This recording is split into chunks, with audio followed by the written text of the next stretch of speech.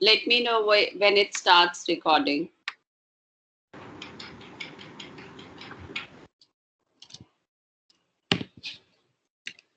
Yes, ma'am. Started recording. Okay, thank you very much. I don't know, my other laptop has given up. So, yeah, so today's class is on various ligation strategies, some of which we discussed while I was telling you about the various enzymes which I use. And some new strategies I'll be also discussing, and likely it will be a short class. So, can you just tell that which was the enzyme which is generally used for ligation reactions? T4 DNA ligase. Okay. And I hope you remember that there's another enzyme that I mentioned, E. coli DNA ligase. But at the same time, I told that generally it's the T4 DNA ligase, which is present in most of the labs because of its efficiency, both in blunt as well as sticky end ligations. Okay. So now coming to the various scenarios in which you have to do ligation. It could be that you have to ligate two sticky ends together. It could be that you have to ligate a blunt and a sticky end. You have to ligate the sticky ends which are compatible, or you have to ligate the sticky ends which are not compatible. So in all these scenarios, let me just go through that, which could be the various strategies that you use. So the simplest ligating strategy, when you have two molecules, each of which have a BAMH1 site, and you want to ligate these two together.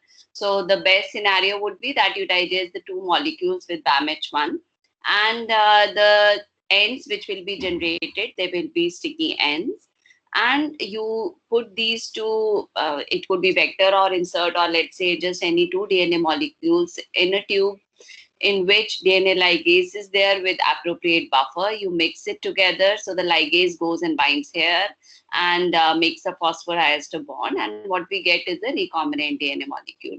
And this particular form of ligation is very, very efficient in nature.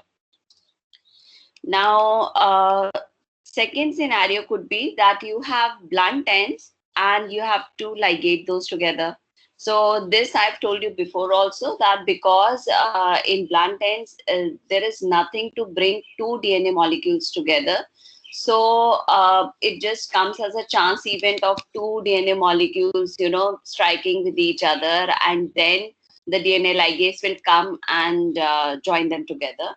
So the efficiency of blunt end ligation is comparatively lesser efficient as compared to the sticky end ligation. So in case of blunt end ligation, another thing is that any two DNA molecules with blunt end, they can be ligated together. There need not be any specificity which is required on either ends. So means no spatial preference for any base on the ends of the two molecules which are to be joined together.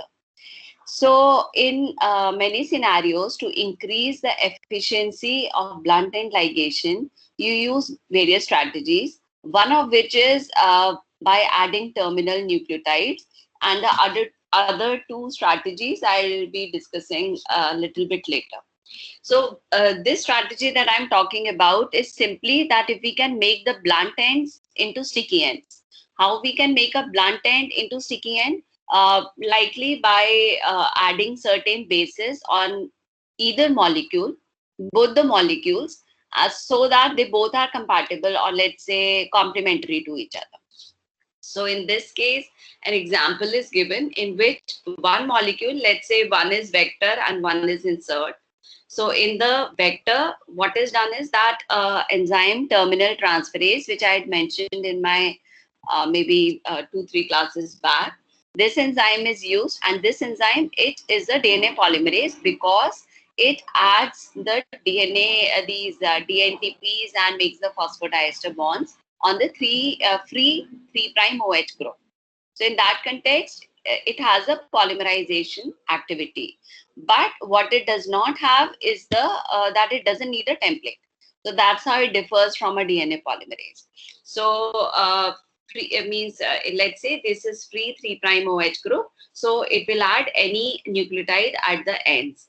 Now, which nucleotide is generally added at the end? So in this case, what they have added is DCTP. in one case. So in the vector, you will have overhangs with multiple C, and in the insert, you will have overhangs with multiple G.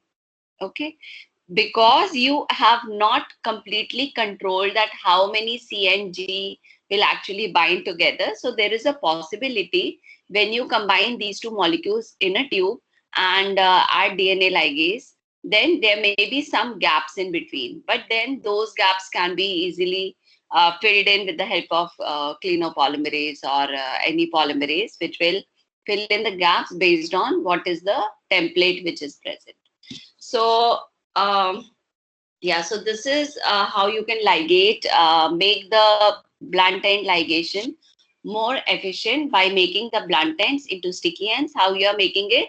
By generating compatible overhangs on the two DNA molecules. So in one, if you're adding A, in the other you'll add T, and vice versa. Or in one, if you are adding C, in the other you'll add G. Then another scenario could be that you have to join a blunt end with a sticky end molecule, right? And when I say a sticky end molecule or the molecule having staggering ends, there are various terms which I use.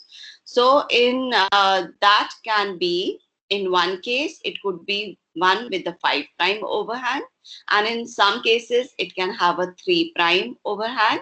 And this is a blunt end molecule which doesn't have any staggered ends. So let's say you have to combine this cut molecule, let's say a BAM H1 cut molecule with the DPN1 cut molecule, which generates blunt end sites. Then how will you do that? We had discussed this before also. So in this case, what you have is the free 3' OH group, and we very well know that if there is a 3' OH, a free 3' OH group, and there is a template which is present, then any DNA polymerase can come in and fill in the gap. So in this case, maybe you can use a clinopolymerase, you can use a T4 DNA polymerase. So it will just fill in the gap, and what will happen? What I have done is I've made my sticky molecule into a blunt end molecule, and now I can ligate this with this. We know that the efficiency will not be as good because we are converting a sticky to a blunt end. But then these sticky ends with this blunt end could not have been anyway joined unless I make this blunt end molecule into a sticky end molecule having the compatible ends. How I can do it, I'll just come back to that. So the other strategy which I just said is that I can make my blunt end molecule and convert it into a sticky end molecule with the compatible overhangs with the other sticky end that I want to join it with. Okay, so another scenario would be that you have to join a molecule which has 3' overhangs with a blunt end molecule. So in this scenario, again, what I can do is I can make my sticky end molecule into a blunt end molecule. But in this scenario, I cannot fill in. Why I cannot fill in? Because I told that DNA polymerase always adds nucleotides in the 5' to 3' direction, and it needs a free 3' OH group. So in here, I don't have a free 3' OH group, rather I have a 5' phosphate group. So in this scenario, DNA polymerase, even if I add, it will not be able to fill in. So my only possibility left in this scenario would be to cut the 3' overhangs. How I can cleave the 3' overhangs? Considering that these are just single-stranded molecules, I can treat it with maybe S1 nuclease or Mungveen nuclease, these nucleases which cut any single-stranded DNA. Or what I can do is I can utilize the power of T4 DNA polymerase, which has an extremely good 3' to 5' exonuclease activity. That is 3' to 5' exonuclease activity. So these two bases will be easily removed. And what I can do is that now my BAMH1 original fragment, sorry, PBO1 original fragment, which had 3' overhangs, is now converted to a blunt end. And now I can join these two blunt-ended molecules. I still have another option, which is to convert this blunt end molecule into a sticky end. And in that scenario, I can add an adapter or a linker. And I told that that particular strategy that I'll just shortly discuss with you. So whenever we join a molecule with two sticky ends, then if the two sticky ends, they are same. Let's say my vector is cut with the BAMH1 site, BAMH1 restriction enzyme, and my insert is also cut with a BAMH1 restriction enzyme, and I and I set up a ligation, then I will get my insert easily ligated into my vector. But one problem would be that it can clone in any direction, because on both sides we have BAMH1. Am I right? Yes, ma'am.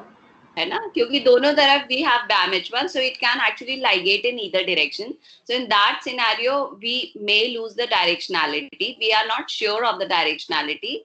So whenever you do cloning in that scenario and you want to look for your clone which has been cloned in the right direction, you have to screen the colonies with a certain strategy. What that strategy could be, I will discuss when I'm telling you about actual cloning and how it takes place, etc. Now, if I join my insert, which is cut with, let's say, BAMH1 and EcoR1, and similarly my vector is cut with BAMH1 and EcoR1, then when I set up a ligation, then definitely the directionality will be maintained. Okay. And when I'm ligating two blunt-ended molecules, again, I'm not sure of the directionality. So once the cloning is done, even though it's comparatively less efficient, let's say the cloning is done, then again, you'll have to look for the directionality.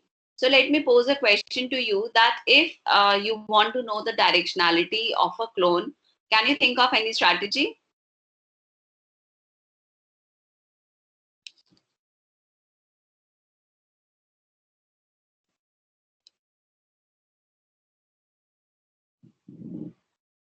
Ma'am, PCR. Ma'am, In PCR, so you will again get the same fragment, because fragment anyway it is there, whatever directionality it may be. ma'am, we can use PCR by using one vector-specific primer and one gene-specific primer. Okay, so in that case also you will get an amplicon, but you have to specify what you are looking for. You are somewhere right. We can do that. But तुम दोनों scenario में बताओ कि अगर तुम्हारा opposite direction में गया तो कैसा आएगा, Ma'am, और राइट डायरेक्शन में गया, fragment size will be different. the size will be different. Exactly. So very right. So what you can do is that from one end you can generate, you can get a primer which is specific to your vector, and you can, from another end, you can have a primer which is specific to your insert. And when you set up a PCR, if it is the right direction, you will get, let's say, a 2 kb band. If your insert is, let's say, around 1.9 to 2 kb, and if it is wrong direction, then you will maybe just get 10 or 20 base pair amplicon, or maybe 50 base pair, depending on from where you design the primer in the vector. Is it clear to all? Or ma'am, we can go for restriction digestion as Exactly. well. I was coming to that, but then I thought that I'll just ask if this strategy is okay. Means I hope they are understanding. Otherwise, what I'll do when I show you the vector map, in probably from next class, I'll start with the plasmid vectors. Then I will again show you that how you can check the directionality. And also, who is answering? Actually, I can't see who is answering. Diksha. Diksha. So you are right that we can use restriction enzymes also, but those who are not aware of the structure of the vector, I need to show them the structure of the vector, and then probably I'll be able to better explain how you can look for the directionality. But yes, the option is there that even if your clone has been cloned in either direction, you can screen the colonies for the clones which have been cloned in the right direction. Okay, so these are the various scenarios that you can come across while you're daily cloning purposes in the lab. And I told you that there is a possibility that you can convert these blunt-ended molecules into sticky end molecules. How you can do so? By addition of either linkers or adapters.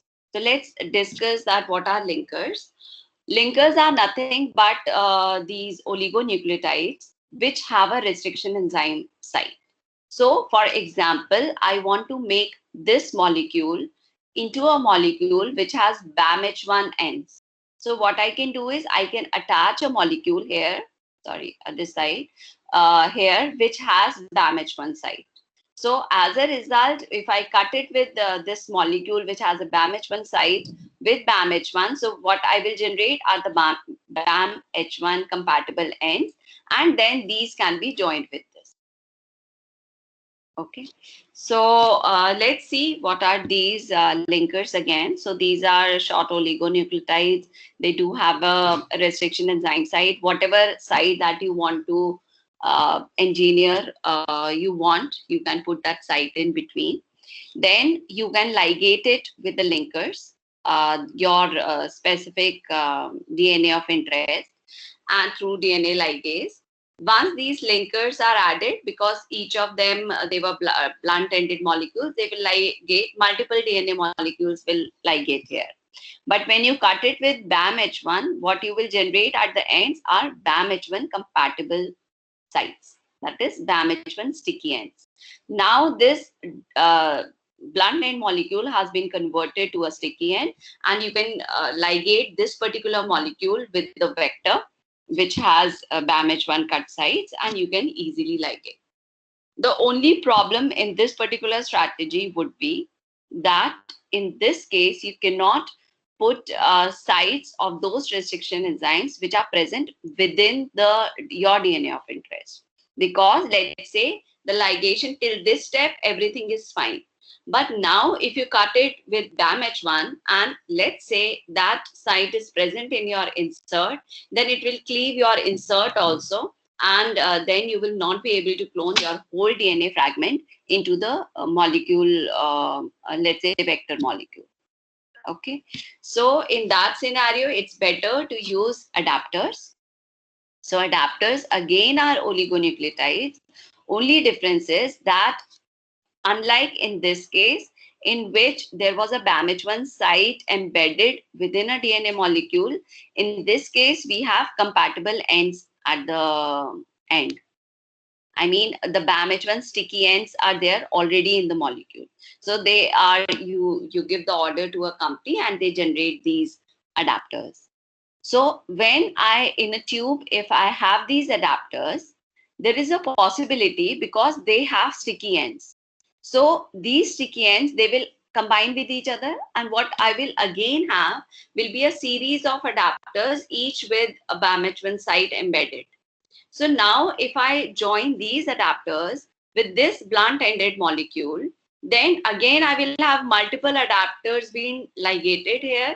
And again, I'll be relying on the fact that I'll have to cut it with BAMH1 site, let's say, to generate the sticky ends in the at the ends. So I don't want to again resort to the same strategy which was used here. So somewhere I have to ensure that in a tube, if I have my DNA insert and I have multiple adapters, obviously in molecular biology, you just can't pick one molecule and put in the tube. So obviously you'll have multiple adapters in the tube at a particular concentration that you add. So I have to ensure that these adapters don't ligate to each other. So how do I ensure that? By generating these adapters which have a modified 5' OH group.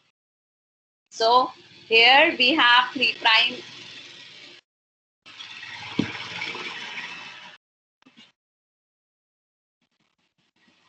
Okay, there's some work going on. Let me move to another room.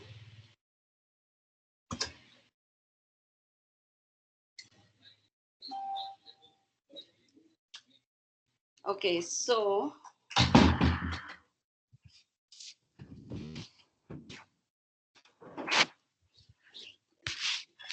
yeah, sorry.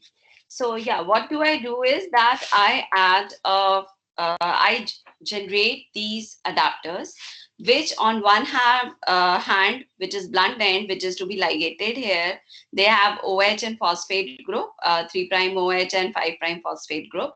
But on the other hand, it does not have a 5' phosphate group. So if the 5' phosphate group is not there, it cannot ligate with the other molecule here.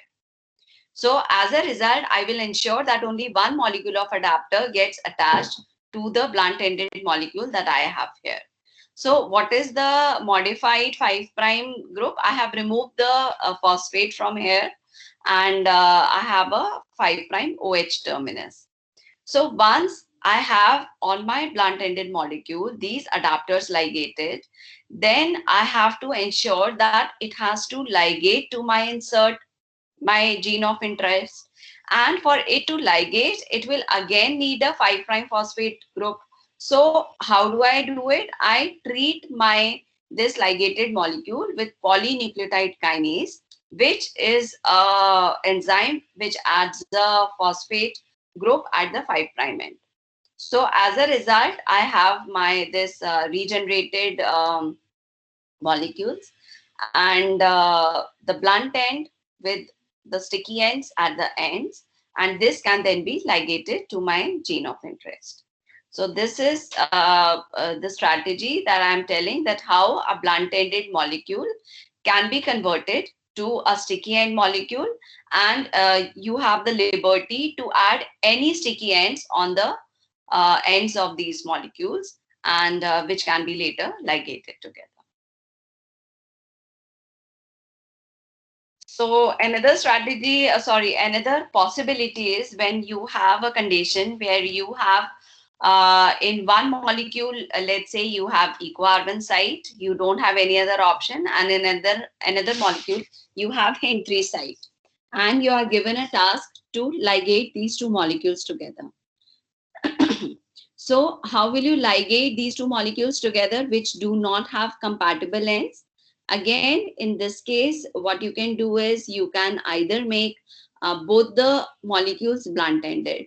So how you can make the molecules blunt-ended? Either you can treat it with S1 nuclease, which will remove these single-stranded DNA stretches, or you can make the molecules blunt if they have, like in both of these scenario, what I have is I do have these 3' OH group in both the cases. So what I can also do is I can add clean of polymerase, and what it will do is it will fill in the ends. All these ends will be filled in, and as a result this molecule can then bind to this molecule by any method of blunt end ligation. Another option is that I can add adapters. Maybe let's say if this is equo-carbon cut fragment, means these ends are there, then in the Hin3 fragment I can add the adapters in such a way that okay, it binds here, here, here, and in the end I have equo-carbon ends that you can always design.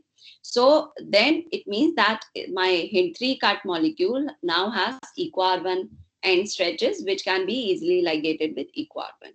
So I want you all as a molecular biologist to actually think of various scenarios and think of the strategies that you may use with the immense battery of these various enzymes that I've taught you in the past 2-3 classes, and try to figure out how you can do this particular job if you are given a particular set of molecules to be ligated.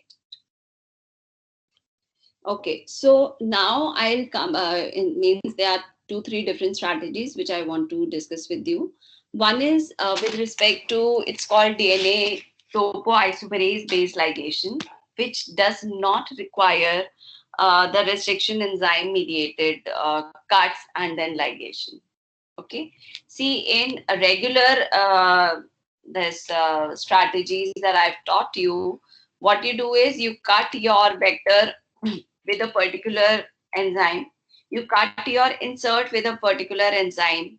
Then you run it on gel and you purify the ends. Then you, purify the DNA fragments of any enzyme. Then you put the ligation reaction and then the ligation takes place. But how about a scenario in which you don't have to go through the restriction enzyme step and still the ligation takes place? So that is called as topo mediated ligation, and topo stands for topoisomerase here. And if you remember, you must have been taught about topoisomerases during replication, DNA replication, in which this was the enzyme which was able to unwind the DNA and then join them together. Whenever, so you know that during replication the DNA needs to be unwound, and for that purpose there is a possibility that certain other these folds are generated in the DNA, and those are relieved by DNA topoisomerases. So these enzymes have both nuclease activity as well as ligation activity. So they make a cut, unwind it, and then they finally rejoin it. Okay. So now what the companies do is that they sell a vector DNA which has topoisomerase bound to it, and that vector DNA is cut with topoisomerase and they have topo bound to it. So let me just tell you. So this the DNA topoisomerase one I'm talking about is it recognizes a sequence in which the first base may be, I think, C or T, and then it's followed by CCTT. So it makes a cut after this sequence, and once it makes a cut, it generates these ends. So these ends, unlike any other nuclease, you can see that this generates a 3' phosphate group and a 5' OH group. And similarly here also, it generates a 3' phosphate group and a 5' OH group. I hope this is clear. So this is a DNA fragment which had this site where DNA topoisomerase came. It made a nick here, and these ends are generated. So this is the vector which is sold by the company, in which topoisomerase is sitting on these cut ends. Now, please don't look here for a moment, and I'm just telling that you have generated, let's say, your PCR amplified insert. This is your gene of interest that you want to clone in this vector. So this PCR amplified insert generally will have OH on all the ends. So why it has OH on all the ends is because when you ask a company to make a primer, you generally don't give this instruction to add 5' phosphate groups. So they have 5' OH, 3' OH, and all these groups. Okay. So using these primers, whenever you amplify your gene of interest, you will have OH on all the sides. So now this fragment needs to be ligated to this. So it means that you want to ligate this with this vector. You just do the PCR.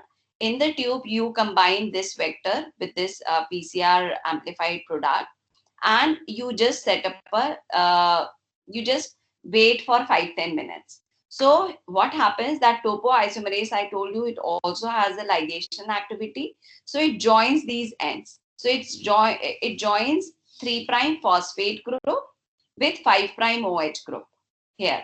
So this is joined, and here also 3' phosphate group with 5' OH group. So this is also joined. So what abnormalities am I left with is 5' OH group and 3' OH group here. And similarly here. So this is my ligation product. This ligation product, it has been joined together. Only thing is it has these two, let's say, abnormalities. But when I transform this ligation product into bacteria, the DNA repair machinery, it repairs it and it ligates it properly. So it means you can understand in this topo-mediated ligation, you don't have to do any restriction enzyme digestion. You have your PCR amplified product. You have a vector which has been bought by a company in which they provide the topo-bound cut DNA vector, and you combine these two together, let it stay for 5-10 minutes, and your ligation takes place. And once your ligation takes place, then you just transform it in bacteria, and there the DNA repair machinery will remove these extra abnormalities, and you have a ligated. So it is comparatively much easier. Only thing is, because you are buying from a company a cut DNA vector, and which will be of limited, it's not that you can amplify the vector again and again like in other cases by transformation and generate more of plasmid DNA. So it is more expensive in nature. You are dependent on a continuous supply from a company for a cut vector with topo bound. That's the only difference. But the ease of using this has means many labs which are comparatively richer, they are using this method for cloning. Then there is another strategy. It is called TA based cloning, and it relies on the fact that T is complementary to A, and when these two they come together, they can make the ligation comparatively easier. So let me just tell you in this scenario what is generally done. We have a vector DNA. It has T at the end. Okay, it has T overhang, one base T overhang. And your insert is a PCR amplified fragment, which will have A on the ends. Why it will have A on the ends? Because you have amplified it with a Taq polymerase, which I told you has a tendency to add A at the end. I told you that certain DNA polymerases have a tendency to add certain bases at the end. And in case of Taq polymerase, it is adding A at the end. So it gives one base 3' A overhang automatically. Okay. But if you use a PFU DNA polymerase, which is, a proofreading, much better proofreading activity polymerase, it doesn't have that property. So if you're using a TA based cloning method, you have to ensure that the polymerase that you are using to amplify your gene of interest adds a base at the ends. Okay, you are dependent on that. So once your insert has A at the end, what you do is that you combine this TA vector. This vector is given from a company, and you combine your insert with it, and it A and T, because they're complementary, they bind together, and you have your insert ligated. So again, it is this form of cloning does not require restriction enzyme based ligation. It is a comparatively, you just do PCR amplification and directly ligate it with your vector. So it is much easier method of cloning. The only problem could be that in this case, you are limited by which polymerase you have to use. So if you are using a PFU polymerase, then you cannot use it unless you use a special method to add A at the ends, which will again be an extra step. So this is how TA cloning is done. Only thing I want to specify is that how do you make a vector which just has a single T at the end? Do we have any polymerase or some enzyme which adds just one T? You can imagine that in this vector, if I wanted to add T and I was adding DNTPs and a terminal transferase, then multiple Ts would have been added.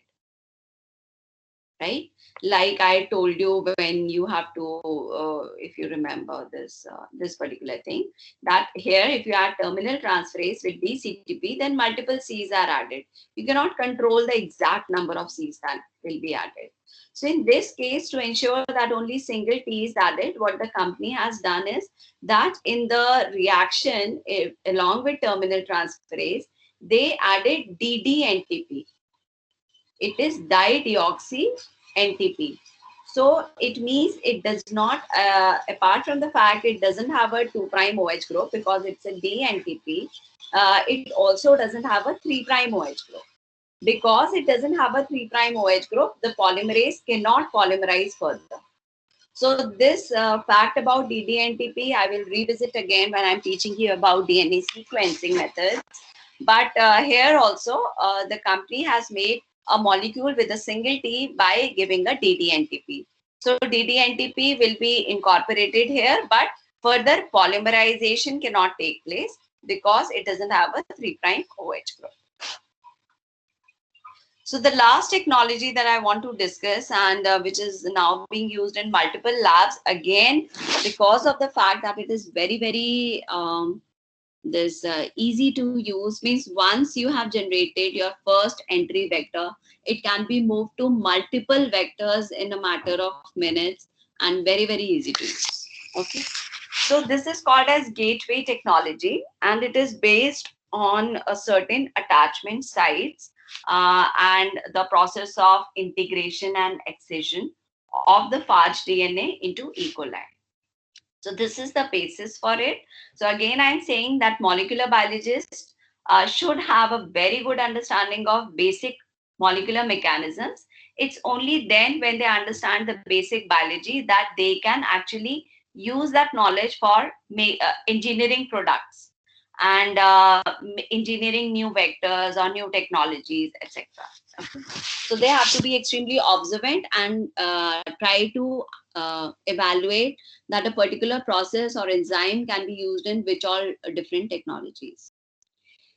Okay, so you must be knowing, I had mentioned in my class on DNA purification also that there is a phage called lambda phage. It's a bacteriophage. It makes infection in the E. coli, and it may stay as a lysogen. It means that the bacterial, this phage genome can get integrated into the bacterial genome, and when the time comes, it may get excised also. Okay, and enter into lytic life cycle. So please revisit your notes on the lytic cycle of and lysogenic cycle of lambda phage. So here, for your information, I'll just tell you that when the lambda phage integrates into E. coli, it happens at the attachment sites. So the sites in between which the recombination takes place, they are called as at B site for bacteria in E. coli. It's present in the bacterial genome. And in the phage genome, the same site is called as at P site for phage genome. So at B and at P, and you can see the size of at P is 243 bases and at B is 25 bases. So when these two sites, they come together, then recombination takes place, and this whole phage DNA gets integrated into the bacterial DNA. Okay, so the enzyme which is used for integration and this whole recombination purpose, there is an enzyme called integrase. There is an enzyme called integration host factor, and so these are the enzymes which are required for integration of the phage DNA into E. coli genome, and because it is the recombination between B and P, so that enzyme mix is called as BP clonase. Okay, because it's between B and P, and you can just remember that there is integrase and IHF together. They may be categorized as BP clonase. And I told you that there's a possibility that under certain conditions of stress, etc., the phage genome can get excised from the bacterial genome and again enter into lytic cycle. So how the excision takes place? Again, with the help of certain enzymes. They are integrase, integration host factor, and along with these two, there is a enzyme called excigenase. Okay? So the mix of these three enzymes, we can say that this is LR clonase because it is between L and R. So these are certain facts about the sequences that will be used for gateway technology. Okay? At B generates at L and at R sites. And also there is something called as BP clonase and there's something called as LR clonase. So now coming to the strategy that is used for cloning. So here, what is done is, am I audible? Yes, ma'am. Yes, Yes, ma'am. ma'am. Okay, You so are. why I asked, because when I moved from the other class, I didn't check that if the connection is fine. Sorry. So yeah, so let's talk about that how the cloning is taking place by gateway technology. So here, what you do is that you take a donor vector in which there are already at P and at P1 and P2 sites. Okay, and in case of your gene of interest, you amplify it with the primers at the ends of which you have at B1 and at B2 sites. Okay, so let's say this is your gene of interest. So you design primers which are flanking this gene of interest, and in the primers itself, you add sites for add B1 and add B2. And you can see here that the add B sites, thankfully, were not very big. They were just 25 base pair, and at P sites were very big. So if the company had decided to put add B1 and B2 here and P1 and P2 here, again we could have got a recombinant clone. But the problem would have been that for every amplification of your gene of interest, you would have to design primers which are extremely big in size, because P1 at P sites are more than 200 bases. So that was a smart move, that in case of that, you add V in your gene of interest at either ends, and P is already in the donor vector, which is provided by the company. Now, another fact is that in between P1 and P2, there is a gene called CCDB, and this gene, it codes for toxin.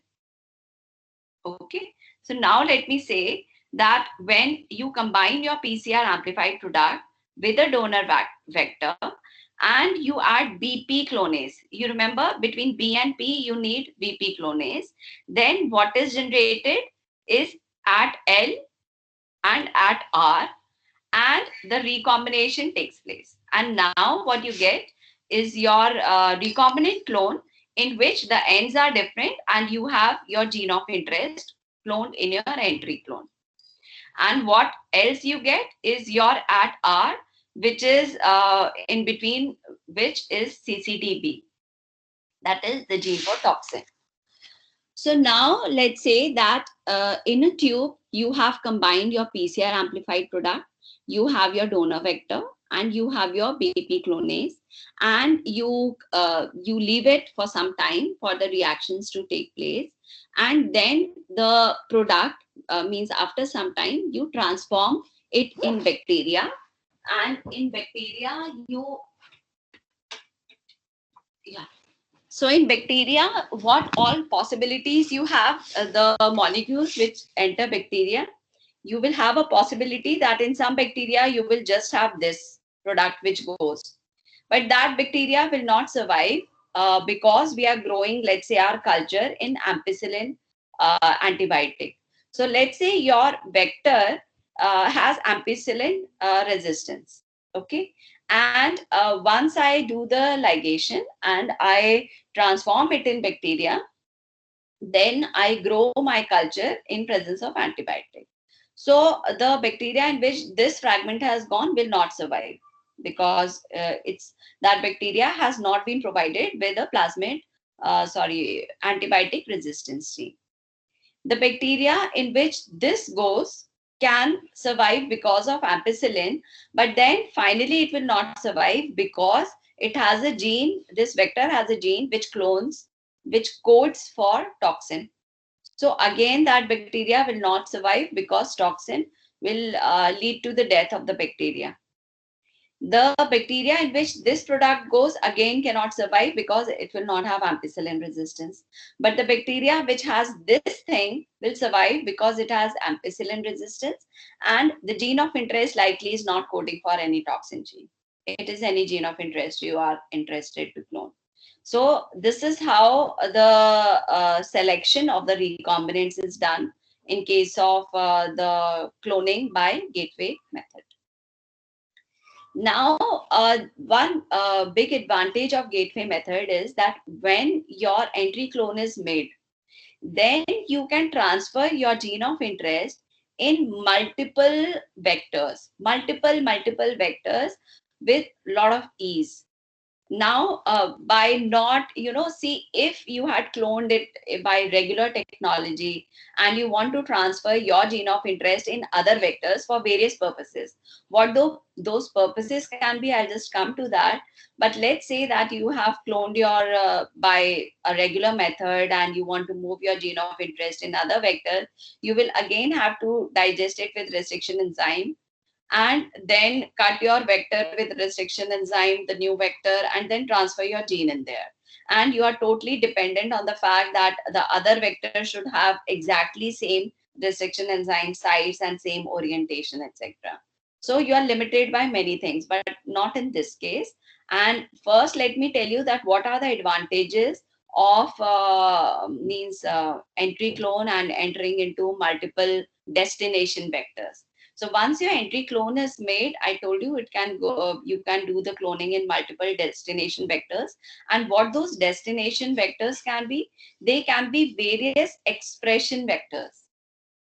See, when we'll actually further go through this course, you will understand that in many scenarios, you will need to purify your gene of interest.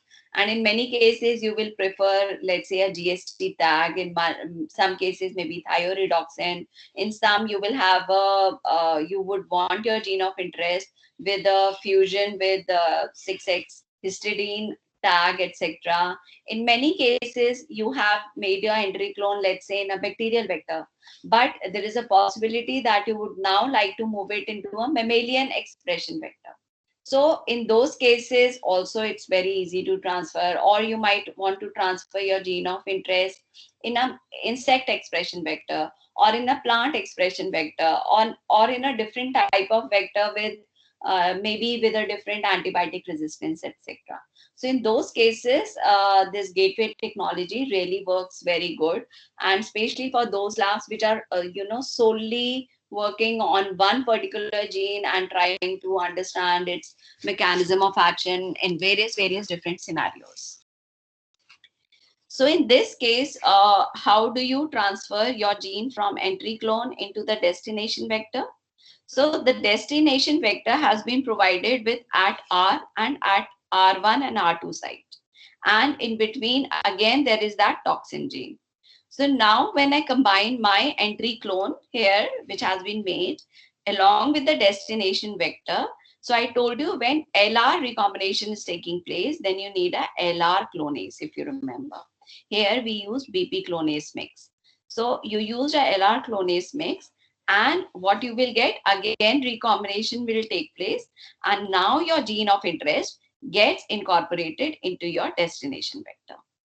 And in your entry clone, the CCDB gene gets incorporated.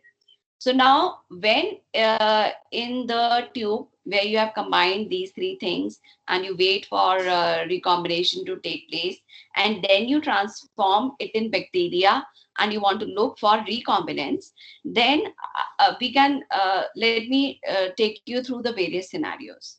So in this case, what is done that your destination vector, it has different antibiotic resistance gene. One point is this. Let's say if your entry clone had ampicillin resistance, the destination vector, for example, would have um, this kanamycin resistance. Okay? So now what I do is that when I grow my bacteria, I want to grow it in presence of kanamycin antibiotic. So what will happen? The bacteria in which only entry clone has gone, the original entry clone, it will not survive because it does not provide resistance to kanamycin antibiotic. The bacteria in which only destination vector goes, that will also not survive, because even though it is providing resistance against kanamycin, it does have this CCDB gene which codes for a toxin. So again, this cannot survive. This again cannot survive because it doesn't have the antibiotic kanamycin resistance, and also it doesn't have this does have a toxin. So in both these scenarios, it will not be able to survive. So the only bacteria that will be able to survive will be the one which has a recombinant clone with a destination vector, in which your gene has been incorporated in a vector backbone which has kanamycin resistance. So this is a easy way of moving your gene of interest by just incubating it with destination vector and the LR clonase mix which is provided by the company, and you can transfer it in multiple expression clones at the same time. You can have, let's say, 10 different tubes with 10 different destination vectors, and you can easily do cloning in multiple vectors. So please, again, I'm saying that in most of the slides, you will find links either to the video or the links for a text that is important for a particular method that I'm talking about. Please go through those and for a better understanding. Here it's described very nicely, and this is a very good video that you can see for this technology.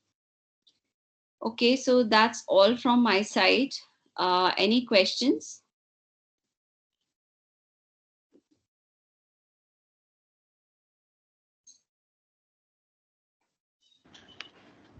Excuse me, ma'am. Hmm. Ma'am, in case of TA vectors,